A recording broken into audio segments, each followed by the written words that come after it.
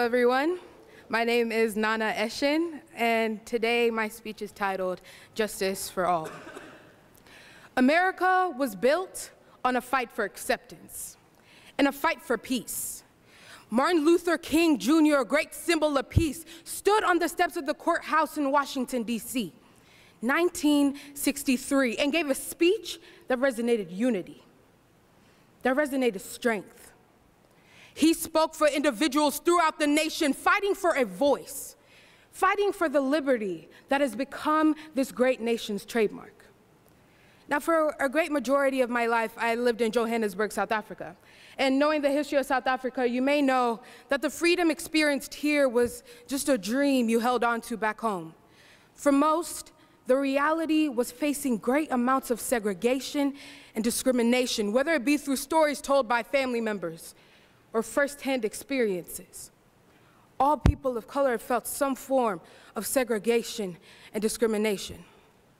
My family and I were fortunate enough to have moved from a wounded land and are living freely and truly blessed among you all.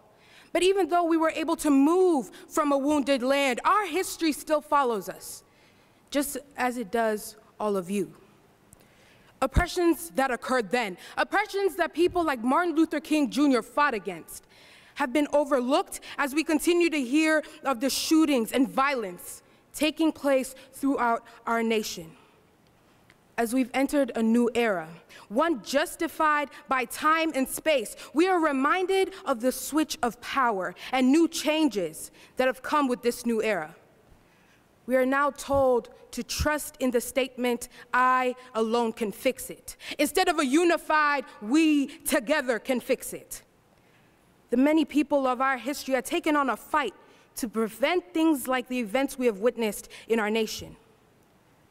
We can never truly move forward unless we completely understand and accept our past. And our nation has gone through this all. We have witnessed what had occurred during eras such as the Jim Crow and the birth of the Civil Rights Movement. We have seen what it takes to unite a nation and what it takes to divide one. With our history, mistakes such as these that we have witnessed, mistakes such as the push for division, mistakes such as weaponized fear, all of these with our history should be avoided with ease.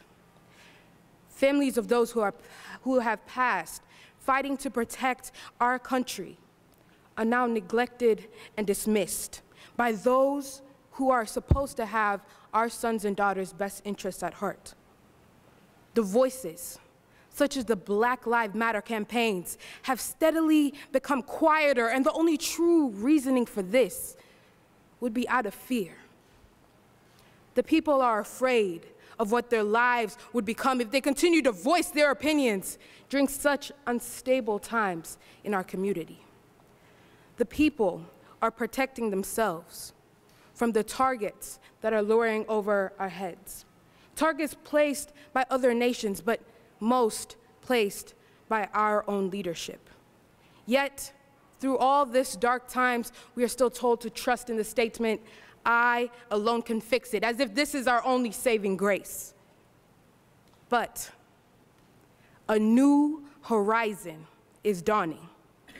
Hope for a better tomorrow continually shines through the idea of togetherness. We learned from the Civil Rights Movement that with unity, there is power.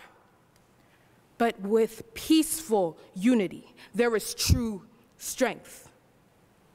We are now in a time where our history means more than we fully understand. We are told to come together, as Martin and his supporters had done not too long ago in Washington, D.C. We are called to peace. We are called to care for one another, not turn our heads away from the issue. That is why I feel that events such as these, events where we can come together and commemorate where we came from, are so important. Because you can never truly move forward if your past is, if you're just repeating the past mistakes that have occurred in your history. So as Dr. King had said not too long ago, the time is always right to do what is right. There is no perfect time to wait for, because the time is always right. The time is right for you. The time is right for me. The time is right for us to make a change. So in thanks to all that fought for us, we are gathered here today. But in true honor of Martin Luther King Jr., we unite. Thank you.